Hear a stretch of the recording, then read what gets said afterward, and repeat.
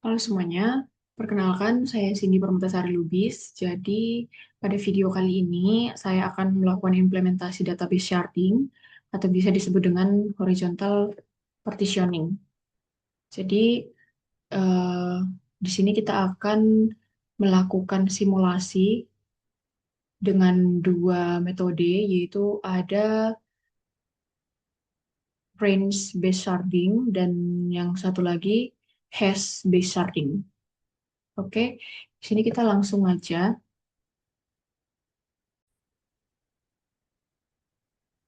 Nah, jadi eh, kenapa kita harus melakukan sharding di sini atau biasa disebut dengan vertical versus horizontal scaling. Nah, untuk mengatasi masalah tersebut, kita perlu mengenal dua metode skalabilitas dulu, yang dimana di video sebelumnya itu kita udah bahas terkait vertical scaling atau scaling up, dan juga yang namanya horizontal scaling atau scaling out. Jadi untuk vertical scaling tersendiri, yaitu dia lebih ke meningkatkan spesifikasi server, seperti menambah RAM maupun CPU. Jadi eh, metode ini memiliki batas atas fisik pada hardware.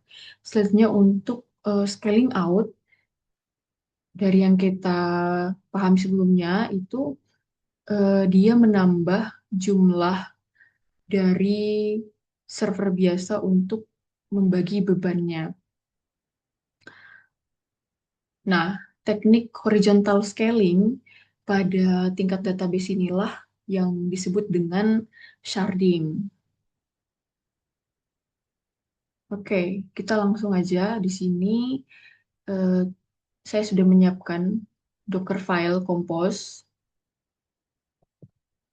Kita bisa lihat di sini ada dua container yang akan saya jalankan di Docker, yaitu ada Postgres Shard 1 dan Postgres Shard 2, yang dimana Shard 1 ini berjalan di port luar 5431, sedangkan untuk Shard 2 ini berjalan di luar 5433. Oke, kita akan langsung aja. Di sini saya akan menyalakan Dockernya terlebih dahulu. Oke, kontainernya udah dimuat ya. Nah, untuk strategi yang pertama itu kita akan melakukan yang namanya range based sharding. Nah, di sini saya sudah menyiapkan isinya file dari range based sharding itu create dan insert ke database-nya.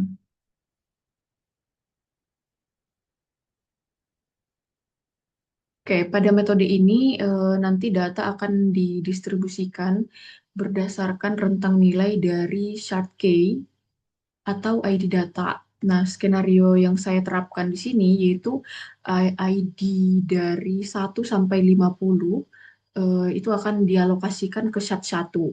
Sedangkan untuk ID 51 sampai 100 akan dialokasikan ke shard 2. Nah, kita akan jalankan range based sharding-nya.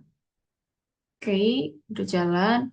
Di sini membuat tabel users di shard 1 dan shard 2 berhasil mengisi data berdasarkan range atau rentang juga sudah.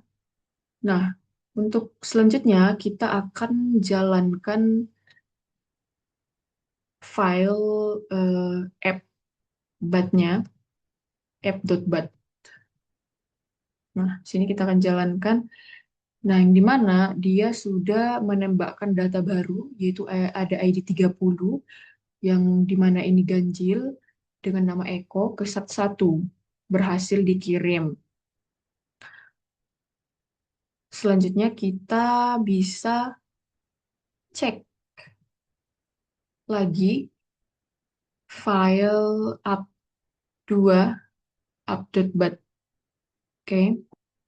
Nah, di sini menambahkan data baru lagi, ID 75 berhasil dikirim, dan juga selanjutnya kita akan mengirim up3.bat. Nah, dia mengirimkan 3 data sekaligus dan berhasil didistribusikan. Untuk memeriksanya, apakah eh, dia sudah didistribusikan, kita bisa cek file, cek bat.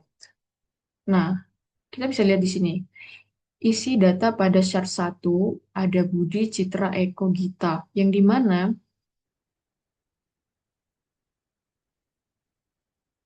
tadi sudah kita masukkan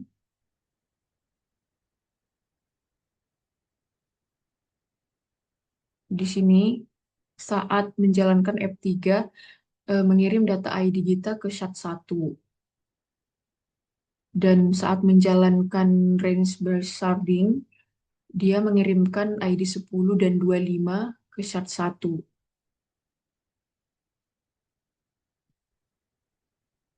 Yang hasilnya, dia memberikan data shard 1 itu ada Budi, Citra, Eko, Gita. Dan sedangkan untuk shard 2, ada Andi, Dewi, Fani, Hadi, dan Indah ada 5 record. Nah,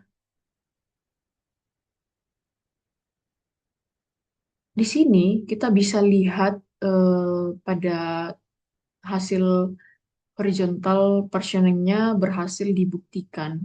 Jadi syarat 1 mengisolasi data ID di bawah 50, yaitu ada Budi, Citra, dan juga Eko. Sementara di syarat 2 hanya memuat data di atas 50. Ada Andi, Dewi Fani, Hadi, dan Indah. Oke, selanjutnya kita beralih ke demonstrasi yang metode kedua, yaitu ada hash-based sharding. Nah, pada strategi yang kedua ini, eh, perlu kita ketahui sebelumnya range based sharding itu memiliki kelemahan yang dimana risiko terjadinya ketimpangan beban data atau biasa disebut hotspot, yang dimana jika penggunanya itu lebih banyak mendaftar pada rentang ID tertentu. Jadi peran hash-based sharding inilah yang akan memecahkan masalah ini dengan memasukkan ID ke dalam algoritma yang namanya modulo jumlah shard, sehingga distribusi data bisa merata. Oke, kita langsung aja. Sebelum itu, kita clean dulu biar data sebelumnya itu bersih. Nah, setelah kita clean, di mana otomatis Dockernya berhenti, kita jalankan lagi. Kita jalankan lagi Dockernya, dan kita jalankan file hash-based sharding-nya. Nah, dia akan langsung membuat tabel user dengan metode hash di shard 1 dan shard 2. Berhasil, dia berhasil mendistribusikan data hasil hashing-nya. Nah, di sini sistem memproses data secara acak. Jadi yang dimana ID ganjil seperti 11 dan 33 didistribusikan ke shard 1, sedangkan ID genap seperti 22 dan 44 didistribusikan ke shard 2. Nah, itu eh, dihitung berdasarkan hasil kalkulasi dari fungsi hash. Kita bisa cek dengan cara cek bat. Oke, nah di sini datanya berhasil didistribusikan menggunakan hash-based sharding, di mana isi dari shard 1 ini ada Rian dan Tono, yaitu ganjil. Untuk shard 2 di sini ada Siti Vina untuk ID genap. Oke, ketika kita jalankan skrip pengecekannya kembali, datanya ini terbukti terbagi rata secara selang-seling di kedua node database. Nah, ini membuktikan fleksibilitas cluster dalam mendistribusikan beban data secara adil ke semua servernya. Oke. Hmm.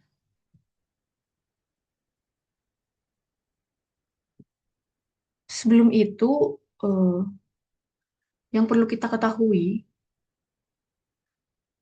sebenarnya fungsi dari sharding sendiri itu eh,